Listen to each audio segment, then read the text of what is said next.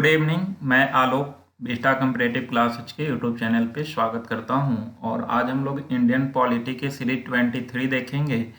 तो आप सभी देखें और अगर नए हैं तो प्लीज़ क्लास को सब्सक्राइब करें और लाइक शेयर करते रहें। हम लोग अभी तक पॉलिटी के पीछे 22 सीरीज देख चुके हैं। अभी तक 22 सीरीज खत्म हो चुका है और हम लोग का पॉलिटी लगभग अब लास्ट चल रहा है।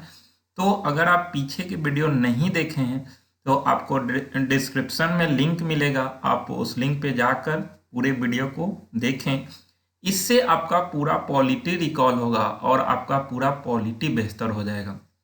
मैं इतना ज़रूर कहूँगा कि अगर आप सभी इसे ध्यान से देखेंगे, सुनेंगे और समझेंगे तो आपका परीक्षा में एक भी पॉलिटी से संबंधित प्रश्न नहीं छूटेंगे। इसलिए आप सभी इसे ज़रूर सीरियस होकर देखें। अगर आपको जॉब लेनी है तब आपको मेहनत करनी पड़ेगी और आप अगर फॉलो करते हैं, डेली फॉलो करते हैं, चाहे वो पॉलिटी सीरीज हो या फिर डेली करेंट अफेयर सीरीज हो, उसको करें। इससे आपको काफ़ी सहायता मिलेगा और मैं ये गारंटी देता हूँ कि आप एग्ज़ाम को क्रैक कर सकते हैं। तो आप कीजिए और आइए बिना लेट किए हुए हम लोग आते हैं सीधे क्वेश्चन पे। तो आज आपके लिए पॉलिटी से संबंधित कुछ महत्वपूर्ण प्रश्न, तो आइए उसको देखते हैं।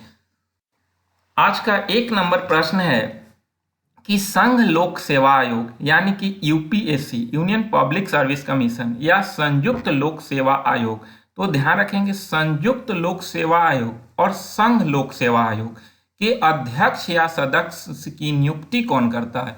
यानी कि संघ लोक सेवा आयोग या संयुक्त लोक सेवा आयोग के अध्यक्ष या सदस्य की नियुक्ति कौन करता है। तो हमारे भारतीय संविधान के भाग 14 में लोक सेवा आयोग की चर्चा किया गया है। तो उसी के तहत जो संघ लोक सेवा आयोग होगा या फिर संयुक्त लोक सेवा आयोग होगा, इसके अध्यक्ष या सदस्य की नियुक्ति कौन करेगा।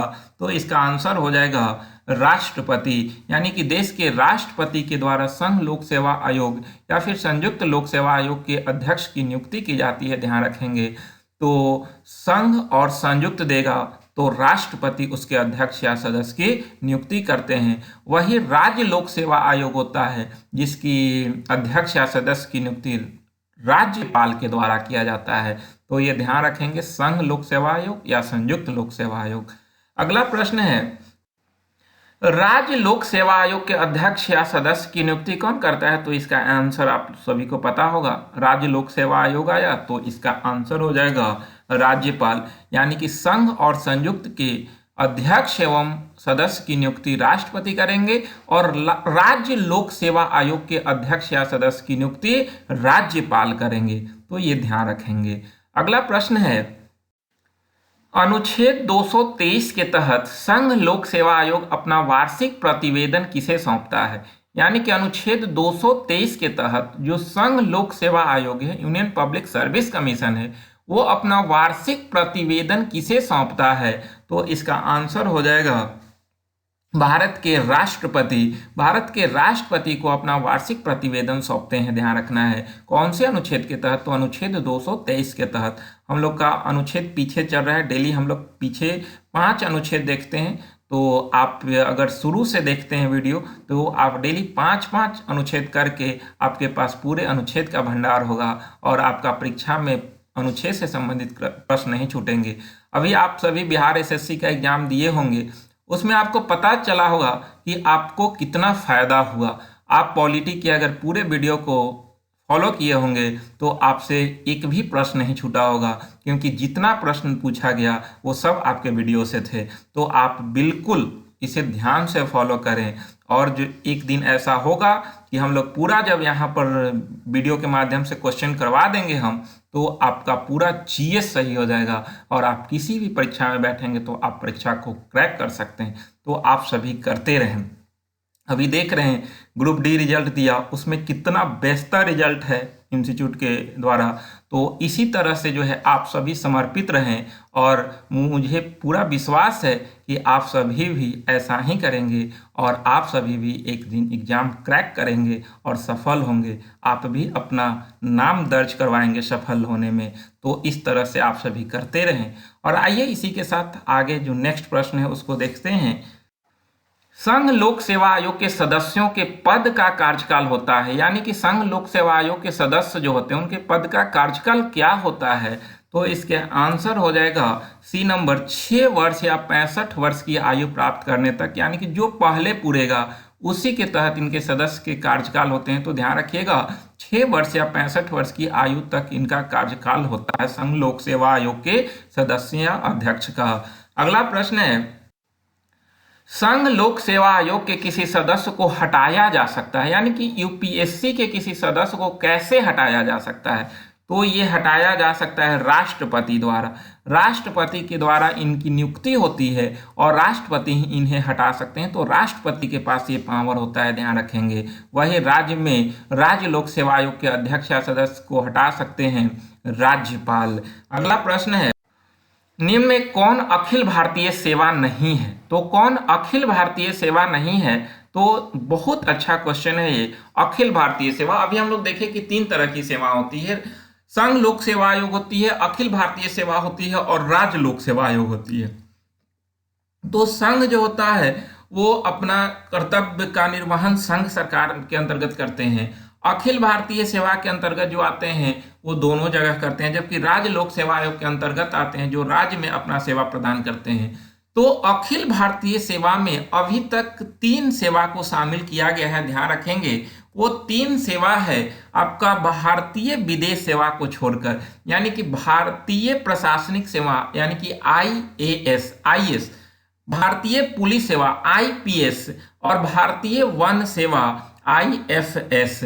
तो ये 3 सेवा को अखिल भारतीय सेवा के अंतर्गत रखा गया है, जबकि भारतीय विदेश सेवा जो होता है वो संघ लोक सेवा आयोग के अंतर्गत आ जाते हैं। तो ये ध्यान रखेंगे कि अभी तक 3 सेवा को अखिल भारतीय सेवा में शामिल किया गया है, वह 3 है IAS, IPS और IFS। तो ये 3 सेवा अखिल भारतीय सेवा के अंतर्गत आते हैं, ये सारे पॉइंट को ध्यान रखेंगे, काफी महत्वपूर्ण है। तो यही 3 सेवा अखिल भारतीय सेवा है और बाकी के जो है वो संघ लोक सेवा आयोग या फिर राज्य लोक सेवा आयोग के अंतर्गत आते हैं। और अखिल भारतीय सेवा के अंतर्गत जो आते हैं वो अपना कर्तव्य का निर्वहन संघ सरकार या राज्य सरकार दोनों के अंदर करते हैं, ध्यान रखेंगे। अगला प्रश्न है, कोई नई अखिल भारतीय सेवा किस प्रकार शुरू की जाती है, तो नई अखिल भारतीय सेवा संविधान की धारा 312 यानी कि अनुच्छेद 312 के अंतर्गत संकल्प पारित करके 312 के तहत राज्यसभा की इसमें बहुत महत्वपूर्ण भूमिका होती है नई अखिल भारतीय सेवा शुरू करने में, ध्यान रखेंगे। तो 312 के तहत अखिल भारतीय सेवा शुरू की जा सकती है, नई अखिल भारतीय का गठन किया जा सकता है, ध्यान रखेंगे। अगला प्रश्न है, सीधे क्वेश्चन ये भी उठा सकता है कि अभी तक अखिल भारतीय सेवा के अंतर्गत कितने सेवा आते हैं, तो 3 सेवा आते हैं, ध्यान रखेंगे। अगला प्रश्न है, तो इसका आंसर सी हो गया। 8 नंबर है कि कौन सही नहीं है, तो अनुच्छेद 312 अखिल भारतीय सेवा सही है, बिल्कुल सही। अखिल भारतीय सेवा का उल्लेख आर्टिकल 312 में किया गया है। 315 संघ और राज्य के लिए लोक सेवा आयोग, यानी कि संघ और राज्य के लिए लोक सेवा आयोग होगा, बिल्कुल सही है। और एक अखिल भारतीय सेवा होता है जो 312 में है। भाग 14 संघ और राज्यों के अधीन सेवा, यानी कि संविधान में जो है वो 22 भाग है और 14वें भाग में संघ और राज्यों के अधीन सेवाओं को चर्चा किया गया है, तो ये भी सही है। तो इसका आंसर सभी सही हो। देखिए इस टाइप के जो मैं क्वेश्चन लाता हूं तो उसमें मेरा उद्देश्य यही रहता है कि इससे आपको ज़्यादा से ज़्यादा सिखाया जा सके, ये नहीं कि जो है क्वेश्चन आसान ला रहे हैं आपसे जो है बहुत आसानी तरीका से बन जा रहा है, तो हम कभी भी ऐसा नहीं करते और नहीं करेंगे। मेरा उद्देश्य सिर्फ यही है कि आपको यहाँ पे भी सिखाया जाए। अब ये क्वेश्चन हम लाएं तो यहाँ पर जो है वो आप 3 क्वेश्चन सीखें, तो इस तरह से हम सिखाते हैं और आप सीखें और देखिएगा कि एक दिन आप अच्छा कर सकते हैं। तो यूं ही आप तैयारी करें, आपको मंजिल जरूर मिलेगी। अगला प्रश्न है, तो इसका आंसर डी हो गया। राज्य लोक सेवा आयोग के सदस्य या अध्यक्ष का कार्यकाल, तो अभी हम लोग संघ लोक सेवा आयोग देखे थे, ये राज्य लोक सेवा आयोग के अध्यक्ष या सदस्य का कार्यकाल है। तो इनका कार्यकाल 6 वर्ष या 62 वर्ष की आयु तक होती है, यानी कि जो पहले पूरेंगे उसके 50 जो है ये रिटायर करेंगे। तो 6 वर्ष या 62 वर्ष की आयु, ध्यान रखेंगे। अगला प्रश्न है, ओम्बुड्समैन का भारतीय प्रतिमान है, तो ओम्बुड्समैन का भारतीय प्रतिमान है तो इसका आंसर लोकपाल होगा। लोकपाल जो है वो ओम्बुड्समैन को भारत में लोकपाल के नाम से जाना जाता है और ये ओम्बुड्समैन का जो है स्मृति सबसे पहले स्वीडन में इसको स्वीकार किया गया था और इसी का भारत में नाम लोकपाल है। तो ध्यान रखिएगा, ओम्बुड्समैन का भारतीय प्रतिमान क्या है? तो लोकपाल है, इसी को भारत में लोकपाल के नाम से जाना जाता है। अगला प्रश्न है, भारत के प्रथम लोकपाल कौन थे? तो भारत के प्रथम लोकपाल की नियुक्ति जो है वो किया गया था और इसके पहले लोकपाल बने थे पिनाकी चंद्र घोष। विभिन्न एग्जाम में पूछा गया कि भारत के प्रथम लोकपाल कौन थे? तो पिनाकी चंद्र घोष। ध्यान रखिएगा, काफी महत्वपूर्ण क्वेश्चन है कि भारत के प्रथम लोकपाल कौन है? तो पिनाकी चंद्र घोष। अगला प्रश्न है, भारत में मानवाधिकार संरक्षण अधिनियम कब लागू हुआ? तो भारत में मानवाधिकार संरक्षण अधिनियम कब लागू हुआ था?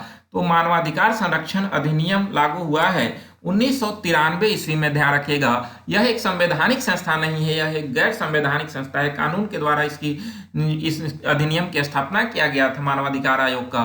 तो मानवाधिकार संरक्षण अधिनियम 1993 में लागू किया गया है, ध्यान रखेंगे। और अभी वर्तमान में इसके अध्यक्ष मानवाधिकार आयोग के अरुण कुमार हैं, ध्यान रखेंगे। अरुण कुमार इसके वर्तमान में अध्यक्ष हैं और इसकी स्थापना 1993 ईस्वी में हुआ था। विभिन्न एग्जाम में यह क्वेश्चन पूछा गया है।